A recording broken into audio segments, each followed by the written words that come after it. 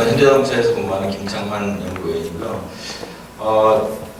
일단 오늘 이렇게 좋은 자리를 초대해 주셔서 감사드립니다. 일단 그 한 몇 달 전에 황 교수한테 연락 받았을 때 어떻게 어떤 부분을 말씀드려야 되는지 고민하다가 아무래도 저희가 이제 화학공학 회사원이 화학공학도로서 어떻게 우리가 현재 있는 그 문제들을 해결할 수 있을까. 아마 오늘 아까 그 시간 전에 LG화학에서도 많은 말씀해 주셨고 제가 오늘 좀 일이 있어서 늦어서 못 받았지만 그 첫 번째 재료개발센터에서 발표하신 부분도 아마 많은 부분을 관련돼서 얘기를 하지 않았을까 싶습니다. 현재 그 자동차 산업에서의 가장 올해의 키워드는 전기차하고 그다음에 방금 전에 이제 발표해 주신 ADAS 자율주행이라고 볼 수가 있을 텐데 과연 그러면 이 전기차가 왜 이렇게 화두가 됐느냐?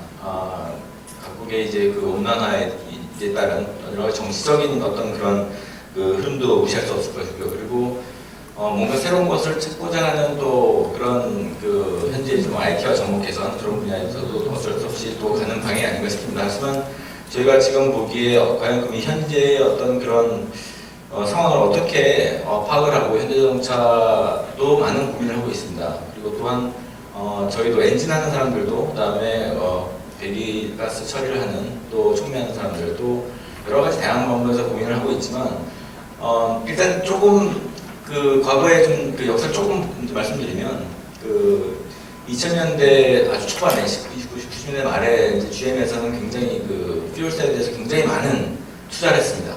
뭐 아시다시피 DOE에서도 그거는 사실 정치적으로도 이 그 많은 차이가 있는데 부시 어드미니스트레이션이 어떤 에너지의 어떤 키워드는 퓨얼셀이었고요. 그 다음에 오바마 들어오면서부터 2008년부터 시작했던 거는 EV Everywhere라는 어떤 키워드를 가지고 전기차로 한번 밀어보자. 그 당시에 이제 일단 DOE의 그 수장인 그 스티브 큐라는 분은 그 연료전지에 대한 굉장히 그 아주 비관적인 입장이 있었고 그래서 배터리가 상당히 많은 부분에서 또 발달한 것도 사실입니다.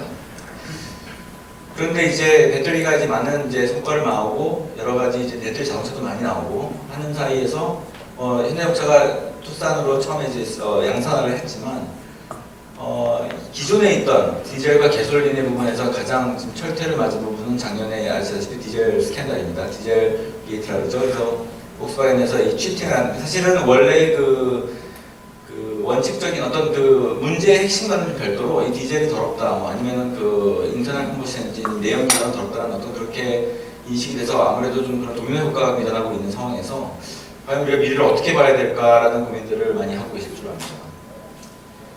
일단 아까 2030년 아까 LG화학에서 보여주신 2030년 굉장히 그 모든 차들이 배터리 차로 바뀔 것이다라는 그런 전망 말고 또 다른 시각에서 보는 걸 좀 소개를 시켜드릴까 합니다. 물론 여러 가지 조금 그 객관성에 이룰 수 있는 부분이 있습니다. 예를 들면 존슨 매티 같은 경우에는 촉매를 만든 회사입니다. 그렇기 때문에 본인이 생각하는 그러니까 자기 회사가 생각하는 부분이 좀 다를 수도 있는데 그쪽에서 얘기하는 것도 IC 컨테이너가 인터널 컴버션 엔진이 가솔린 디젤을 탄 차들이 2025년까지도 거의 95% 이상을 차지할 것이다 라는 얘기를 하고 있고요. 물론 그 중에 이제 그 하이브리드 기술대에서는 여러 가지로 뭐 배터리 엘렉트릭, 그다음에 익스텐드 레인지 엘렉트릭, 그다음에 플러그인 하이브리드, 그다음에 풀 하이브리드 EV, 뭐 이런 여러 가지, 그다음에 뭐 미디엄 하이브리드 이런 것들이 다양한 방법으로 이제 이 어베일러블 하게 되는데 시장에서 이 MIT에서 작년에 한 결과를 보면 이것도 물론 디젤 게이트 이전이긴 합니다. 보시면은 2010년에는 여전히 90% 이상이 그냥 퓨어한 디젤과 가솔린 엔진이 되고 있는데 그 중에 이제 앞으로는 2020년 30년 갈 때는 다양하게 뭐 플러그인 하이브리드, 디젤, 가솔린 이렇게 가지만 여전히 그 퓨어 엘렉트릭 비클 이 초록색이나 퓨얼셀은 여전히 한 10%에서 15% 정도가 아닐까라는 얘기를 하고 있어요. 2050년도조차도. 그럼 무엇이 맞는지는 아무도 아직 모릅니다. 과거에 2000년대 초반, 과거에 10년 전에, 15년 전에 이런 게 없었냐? 이런 게 있었습니다. 2004년에 글로벌 인사이트에서 예정한 걸 보면 2005년에 현재는이었고 2015년 되면은 인터널 컴버션 엔진이 80% 정도로 떨어질 거고 거기에 이제 하이브리드랑 퓨얼셀이 들어갈 것이다. 2020년 되면 토탈이 그렇지만 하이브리드가 거의 한 30~40%가 될 것이고, 그 다음에 퓨얼셀도 거의 15%, 20%, 15%까지도 10% 이상 될 것이다 라는 얘기를 했는데, 실제로 2014년에 한 걸 보면 여전히 이 갭은 줄어들지 않았고, 여전히 하이브리드와 엘렉트릭 베이클이 몇 프로 안 되는 어떤 그런 상황이 됩니다. 그래서 어떻게 보면은 예측이 맞을지 안 맞을지는 항상 논란이 있습니다만, 과거에도, 아니 이번에 조금 다르긴 합니다. 정책적으로는 여러 가지 부분에서 각국에서 어떤 규제 자체도 워낙 세부해지고 하기 때문에 그런 부분은 아직 조금 더 저희가 관심 있게 지켜봐야겠지만, 아까 또 그 LG화학분께서 말씀하시기에 오일 리저브 양도 얘기를 하셨는데 1980년도에는 남은 게 한 30년 남았다 그랬는데 2010년 되니까 이게 남는 게 10년이 빠진 게 아니라 30년이 빠진 게 아니라 이렇게 되죠. 그런데 오히려 2배 가까이 는게 됩니다. 앞으로 60년 동안, 그러니까 매년 이렇게 오일 리저브 양이 늘어나는 이 상황에서 화학공학 하는 정유회사도 많이 계시겠지만은 여러 가지 어떤 그런 미래를 예측하는 것이 이렇게 쉽지만 않아 보입니다. 오후에 아까 얘기하셨던 것 중에 가장 큰 것이 이제 CO2에 대한 규제가 굉장히 심해지는데, 우리나라도 마찬가지고, 전 중국, 그다음에 미국, 그다음에 유럽도 굉장히 큽니다. 이거를 갖다 맞추기 위해서 사실은 이 기술들이 계속 점점 좋아졌는데, 현재 지금 가솔린 소모량을 전 세계적으로 보시면 가솔린 소모량은 점점 줄어들고 있습니다. 하지만 전체 판매 대수는 점점 늘어나고 있죠. 요즘에 보시면은 거의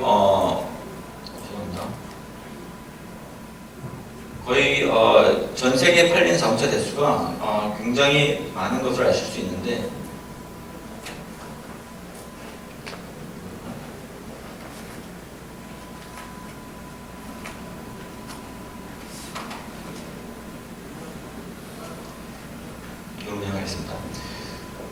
보시면은 그 자동차의 그 재료 저감, 그러니까 그 경량화, 또 그다음에 엔진 효율화 개선, 또 하이브리다이제이션이 있음으로 해서 과거에 CO2가 차에서 나오는 것들이 200 정도 됐다면 점점 줄어서 요즘에는 많은 그 개선이 되어 있는 상태고, 앞으로도 점점 기술들의 그런 접목을 통해서 기술들을 맞춰가야, 그러니까 CO2의 규제를 맞춰가는 데는 별로 그렇게 어려움이 없어 보여요. 물론 거기에 대한 원가 상승이나 어떤 그런 기술적인 한계들도 존재합니다만, 예를 들면 가솔린 같은 경우에는 현재 2015년에 플립 타겟 CO2를 맞추고 있습니다.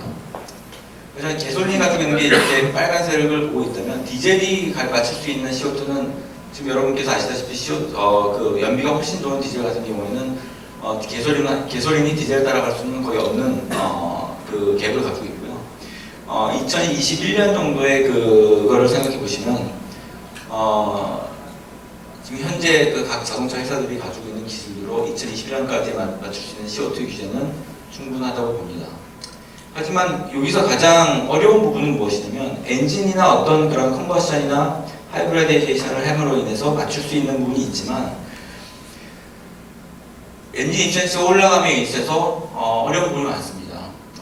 가장 큰 문제는 이제 그 린번이라는 어떤 그런 지구의 어떤 그 디젤도 물론 린번이죠. 함으로 인해서 린 락스를 적어야 되는 부분, 그리고 에너지 효율이 좋아지면서 배기가스 온도가 떨어지면서 그러니까 그만큼 효율이 좋다는 것은 그만큼 열 손실이 적다는 얘기인데, 그만큼 열 손실이 적다는 말은 온도가 내려가면서 그동안에 배기가스 저감을 했던 후처리의 촉매의 역할이 굉장히 커졌다는 걸 말씀을 드릴 수 있습니다. 그렇기 때문에 연비가 올라가는 것과 어떤 그 배기가스 규제를 맞추는 것은 사실 굉장히 그 두 가지가 그냥 더블이 아닌 트리플, 쿼드루플 정도의 어떤 굉장히 어려운 부분이 되는데, 아까 말씀하신 CO2 규제가 굉장히 강화되면서 또한 배기가스 규제는 점점 강화되고 있습니다. 예를 들면 1960년, 70년대만 하더라도 굉장히 그 배기가스 규제가 허술했죠. 그런데 현재 지금 2010년, 15년 이후에 있는 것은 거의 80%, 90% 정도의 그 저감된 양을 요구하고 있습니다.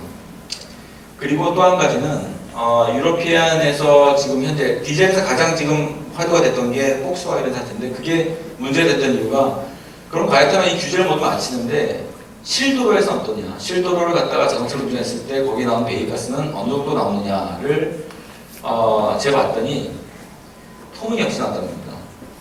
예를 들면은 지금 유러피안 규제를 갖다가 내년 9월부터 실시하게 되어 있는 RD, Real Driving Emission이라는 것인데, 그거는 이제 그 도시 주행과 그 다음에 하이웨이, 그 다음에 좀 루랄, 그러니까 약간의 그 중속 정도 되는 그 자동차 전용도로 정도 되는 속도의 어떤 그런 규모를 가지고 실제 도로에서 테스트를 해봤을 때 어떨 것인가. 사실 이거는 과거에 이렇게 아주 고정된 공간에서 차량 속도만 바꿨다면 이제는 차에다가 뒤에다가 아예 그 분석기를 달고 뛰는 겁니다.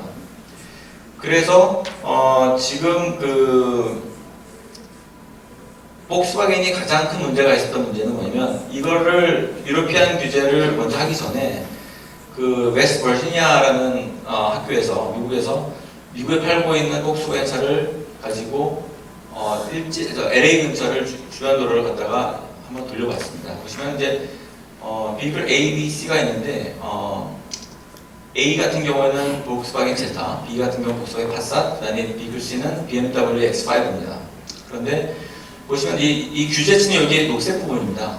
보시면 이거를 갖다가 FTP75라는 어떤 그 규제에 들어가 있는 사이클을 가지고 돌렸더니 모두 다 충분히 만족하고 전혀 법규에 문제가 없었는데, 이걸 갖다 실도에 띄워봤더니 BMW 같은 경우는 괜찮은데 폭스바겐 같은 경우는 말도 안 되는 10배, 100배 가까이 나오는 그 배기가스가 나와서 이걸 봤더니 이건 어떤 촉매 장치의 문제라기보다는 엔진의 촉매를 잘 활용하기 위한 엔진의 어떤 컨트롤 조작을 했다는 것으로 밝혀졌고, 이거는 명백하게 치팅이고 법에서 금지하게 되어 있는 부분이기 때문에 지금 현재 문제되어 있고, 어제 나왔던 기사를 보면 폭스바겐이 지금 현재 이 치팅한 부분을 하드웨어 변경 없이는 그냥 엔진 컨트롤만으로 고치기 힘들고 결국에는 차를 전부 다 다시 바이백 해야 될 거라는 어떤 예측을 하고 있습니다. 현재 아직까지도 그 미국 정부하고 협의가 안 된 상황이죠.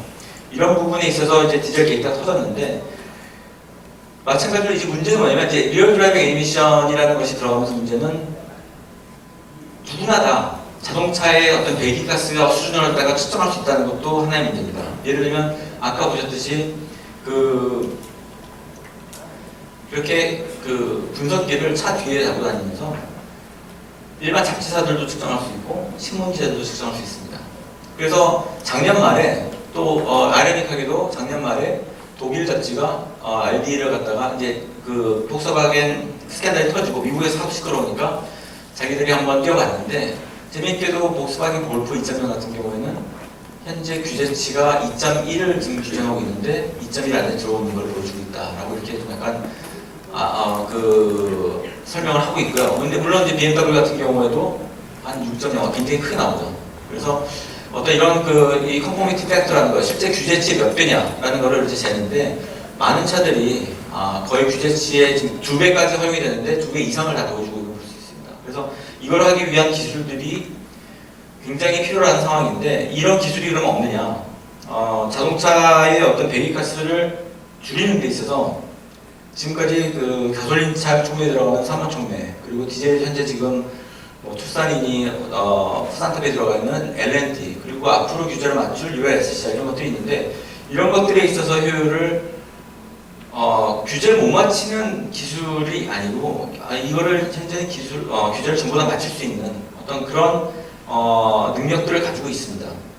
안타깝게도 폭스바겐이 치팅을 해서 어떻게든 연비를 효과를 내건 아니면 재료비를 아끼건 내구성을 늘리고 했기 때문에 어떤 문제가 되는데, 실제적으로 많은 회사들이 이 RD라는 거에 대응을 하기 위해서 또 앞으로의 규제를 대응하기 위해서 많은 방법으로 쓰고 있습니다. DOC, LNT랑 SCR을 같이 합치거나 SCR을 필터나 달거나 여러 가지 다양한 방법을 가지고 배기 규제를 맞추고 있고, 실제적으로도 이것의 그 성능은 규제를 맞출 수 있는 수준입니다. 단 배터리 엘렉트릭만큼 제로 에미션이라고 할 수 있는 정도는 아니지만 앞으로 점점 타이틀 규제를 맞출 수 있는 능력은 된다고 볼 수가 있는 것이죠.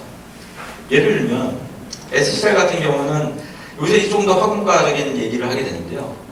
사실 그 발전소라든가 아니면 그 간이 발전기, 각 회사에서 쓰는 발전기 같은 경우는 디젤이나 어떤 연료를 떼고 나면 거기서 나오는 락스가 굉장히 많이, 락스 또한 하이드로카본이 많이 나오는데, 그걸 갖다가 하이드로카본 같은 거는 옥시데이션 산화촉매를 써가지고, 그 다음에 락스 같은 경우는 암모니아 SC를 써가지고 이게 아주 덩치가 큰 약간 스몰 케미컬 플랜트를 가지고 과거 몇십 년 동안 해왔습니다. 이걸 가지고 자동차의 후변 늘련이 굉장히 많은 노력이 필요한 것이었고, 예를 들면 지금 현재 스타렉스에 들어가 있는 장비를 보시면 좀 아까 보셨던 그 모든 장비들이 자동차 언더플로어에 꾸겨져 들어가 있습니다. 그런데 이걸 가지고 자동차 발전소 같이 아주 스테디스테이트한 컨트롤을 하는 건 굉장히 쉬운데, 자동차는 가다서를 반복해야 되고 하이웨이도 들어가야 되고 그 다음에 그 사거리에서 서야 되기도 하기 때문에 온도 변화나 그리고 겨울 여름을 다 되게 되기 때문에 그걸 맞추기에는 너무나 어려운 부분이 많이 있습니다. 그래서 그것을 위해서 이 총명의 개발도 중요하지만 이거에 대한 컨트롤, 이 제어도 사실 지금에 있어서는 굉장히 중요한데, 그동안에 기계적인 부분만 컨트롤하던 기계 전문을 하던 사람들이 사실은 어떤 화학공학, 이 총명에 대한 키네틱스를 가지고 기반으로 이 모듈에서 이 컨트롤하는 것도 쉽지가 않습니다. 언제 암모니아를 써야 될 것이며 언제 온도를 맞춰야 될 것인지 이런 거에 대한 것이 조그만 그 화학 공장을 갖다가 총명하게 넣었기 때문에 이러한 제어도 굉장히 앞으로는 필요할 것이고요. 제어만 잘 된다면 이 능력, 이 촉매의 어떤 성능을 100% 발휘하는 문제가 없는데, 촉매 또한 사실은 많은 낭만이 있습니다. 예를 들면 2010년에 SCR 시스템이 처음으로 그 상용화가 됐는데, 이 전까지는 그 촉매의 어떤 GSM5라든가 베타라는 자이로라이트 물질들이 그 온도에 굉장히 취약한 부분이 있었습니다. 그 프레시하는 경우에는 거의 90% 이상, 굉장히 높은 그 효율을 보이고 있지만 750도에서 한번 750도 이상에서 한번 그 수열 그 익스포저가 있으면 보시다시피 베타 지오라이트나 GSM5 같은 기존에 나와 있는 지오라이트는 전부 다 활성을 놓쳤는데, 사실 800도는 개소리에 비하면 아무것도 아닙니다. 개소리는 1000도, 1100도까지 올라가지만 디젤 같은 경우에는 한 7800도까지 올라간다고 썼을 때 그걸 견딜 수 있는 총기가 필요한데 10년 2007년 정도 됐죠. 이 BASF라는 총매 회사에서 SSG13이라는 이 지오라이트를 갖다가, 이걸 사실 원래는 셰브론에서 발견된 원래는 그 오일 인더스트리에서 그 리파이너리 총매로 개발했던 총매가 이걸 가지고 자동차 총매, 디낙스 총매에다 써봤더니 아주 기가 막힌 그 수율을 보였고 이 열 내열성도 굉장히 좋았습니다. 그래서 이거는 사실 전 세계 그 브레이크스루 테크놀로지, 자동차 업계에서 굉장히 큰 브레이크스루 테크놀로지로 여겨졌는데, 보시면은 1800도에서도 90도, 90% 이상 정도 되는 걸 볼 수가 있습니다. 그래서 이런 그 내열성도 중요하기 때문에 저희 같은 경우에도 포항공대 남인식 교수님도 SCR을 오랫동안 연구를 하셨고, 지오라이트를 또 합성하시는 또 홍석봉 교수님하고 같이 이렇게 보다 보니 여러 가지 총매들이 프레시나 이런 그 흑화 지오라이트와 비교했을 때, SS13 차가제 스트럭처에 비교했을 때 그런 문제가 없는 경쟁력이 있는 것들을 발견하고 있고, 앞으로도 이 SLCR의 어떤 그런 중요성이, 물론 배터리 일렉트릭 베이클로 전기차로 가는 데 있어서는 언젠가는 가겠죠. 하지만 그 전까지 2030년 아니면 그 전이라도 디젤의 어떤 그런 효율과 그런 인프라나 이런 것들 때문에 당분간은 SCR이 쓴다 가정하에 앞으로 어떤 이런 효율성이나 아니션을 맞추기 위한 것들은 충분히 있다고 생각합니다.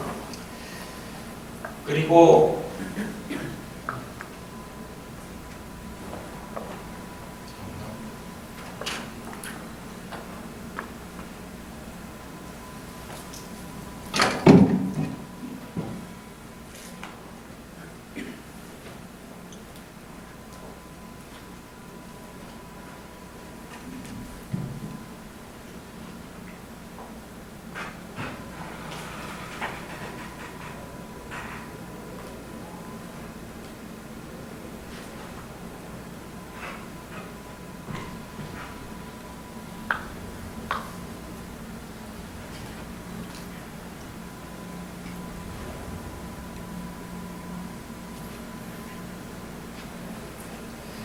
또 한 가지 SCR의 어떤 이 SCR 같은 경우에는 충분히 90% 이상, 95% 이상의 어떤 효율을 보인다고 말씀을 드렸는데, 이것이 사실은 이 제어라는 것이 들어가지 않으면 효율이 90% 100%를 나올 수가 없는 경향이 있습니다. 어떤 이 촉매의 특성에 맞춰서, 예를 들면은 200도의 경우에는 아까처럼 90% 이상의 어떤 수율을 보이지만 200도에서 90%의 수율을 보이려면 암모니아가 다른데 350도의 대비 한 5배 이상 정도 필요합니다. 그만큼 유리알을 많이 써주고 암모니아를 많이 써줘야 되는데 이 200도에서 암모니아를 많이 써주게 되면은 암모니아 저장이 되지만 온도가 올라가면 암모니아가 탈착이 되고 특히 출연자는 조건, 자동차에서 이렇게 온도가 올라갔다 내려갔다는 조건에 있으면 암모니아를 아무리 많이 싸줘도 바깥으로 수립되는 양도 많고 그다음에 그걸 가지고 필요한 양도 많기 때문에 굉장히 아주 비효율적인 호출이 됩니다. 그래서 이 촉매에 대한 성능을 갖다가 맥시멈화해서 이 규제를 맞추기 위해서는 촉매도 중요하지만 이 컨트롤, 그 다음에 이 서멀 매니지먼트 수치도 굉장히 중요합니다. 그래서 사실 이거는 조금 더 화학공학적인 얘기를 하자면 예전에 기계의 어떤 그런 그 컨버션이나 어떤 그런 그 토크나 이런 것들로 어떻게 제어를 하는 게 중요했다면 앞으로의 어떤 그런 것들은 여러 가지 복합화되고 다양화되는 어떤 하드웨어를 인티그레이션하는 데 있어서 굉장히 그거에 대한 제어, 우리가 공정 제어하듯이 공장을 제어하는 어떤 그런 컨셉들이 많이 필요로 하고 그런 터널 매니지먼트 차원에서도 굉장히 저희가 필요로 하는 부분이 많이 있지 않을까 싶습니다. 또한 이제 새로운 컨셉에 있어서는 자동차 같은 경우는 새로운 촉매 어떤 컨셉을 개발하는 데 있어서 지금까지 암모니아 SCR로 지금 한 가지 솔루션으로 대두됐다면 현재 지금 보면 CO 같은 경우에는 그 디젤에서도 굉장히 많이 나옵니다.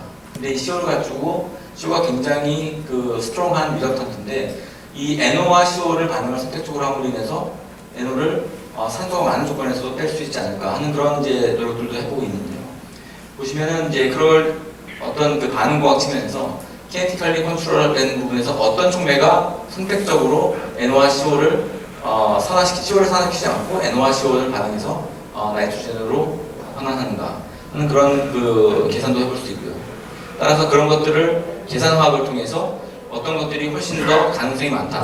예를 들면 이리듐 같은 것이 CO 옥시데이션, CO와 산소의 반응을 되도록이면 이니비션을 하고 CO와 NO 반응을 조금 더 퍼실리테이트하는 좀 더 가능성 있는 것들을 좀 더 왼쪽으로 가는 것이죠. 그러니까 A 반응인 CO와 N 반응은 좀 더 네거티브하게 하고 CO하고 산소와의 결혼 CO 산화 반응을 포지티브하게 함으로 해서 CO 산화 반응을 막고 CO와 N 반응을 좀 더 활성화시킴으로 해서 좋은 촉매들은 무엇인가 해서 루테인이나 노드 같은 이런 계산학을 통해서 알아낸 것들을 가지고 조합을 했을 경우에 보시다시피 암모니아 SCR가 CO를 가지고 했을 때와 암모니아를 가지고 했을 때 촉매가 저온에서 굉장히 좋은 것을 보여줄 수 있습니다.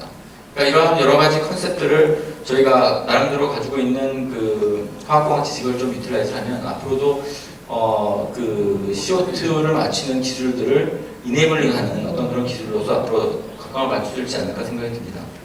사실 좀 아까 석기 시대 얘기 나왔고요. 그 다음에 마차가 자동차로 개솔린차로 바뀌는데 몇 년이 걸리지 않았다는 얘기도 많이 했습니다. 그런데 저는 또 그렇게 봅니다. 조금 더 우리가 공학적으로 보면 결국은 에너지 덴시티 게임이라고 보거든요. 각 킬로그램당 얼마만큼 많은 에너지를 포함하는가. 물론 배터리도 점점 더 효율이 에너지 덴시티도 훨씬 좋아지고 있고 가격이 떨어지기 때문에 충전 속도 이런 것에 있어서 훨씬 더 앞으로도 가능성이 많이 있지만 현재 있어서의 어떤 그런 걸 느껴보면 예전에 마차가 개솔린에 대해서 리플레이스 되는 이 가장 큰 이유가 뭐였을까요? 결국 에너지 덴시티라고 저는 봅니다. 말이 그냥 말도 밥을 먹여야 되고 말은 하루 종일 뛸 수가 없습니다.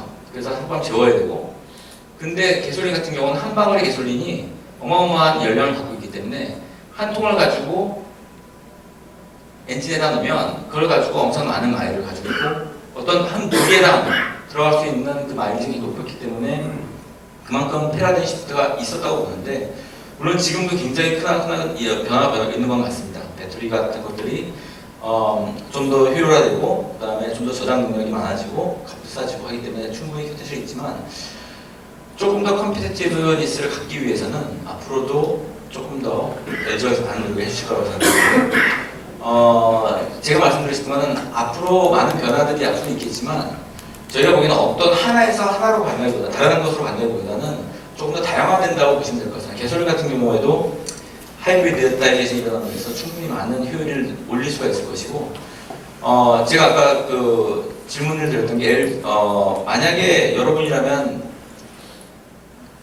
플러그인 하이브리드, 그러니까 한동안은 한 몇 킬로까지는 일렉트릭으로 가다가 개솔린으로 전환하는 하이브리드로 갈 것이냐, 아니면 퓨어한 일렉트릭 비클로 갈 것이냐 하는 질문에 있어서 아직까지 모든 사람들은 퓨어 일렉트릭 비클보다는 하이브리드를 가는 것이 조금 더 리즈너블하다라는 생각을 이제 여러 가지 여러분들 조사가 되고 있습니다. 그래서 앞으로 그 인터널 컨버션 엔진의 어떤 효율을 계속 높이는 것도 중요할 것이고, 그거에 맞춰서 배터리 기술, 저희 화공과 그 전문 지식을 가지고 할 수 있는 배터리 기술, 또 촉매 기술, 그리고 그거에 대한 제어 기술, 그리고 또 경량화, 여러 가지의 어떤 그런 것들을 통해 가지고 그 앞으로 CO2를 맞출 수 있는 기술들을 하는데 아마 이 케미컬 엔지니어링의 어떤 그런 그 고유 그 엑스퍼티스가 앞으로는 많은 도움을 줄 것 같다는 생각이 듭니다.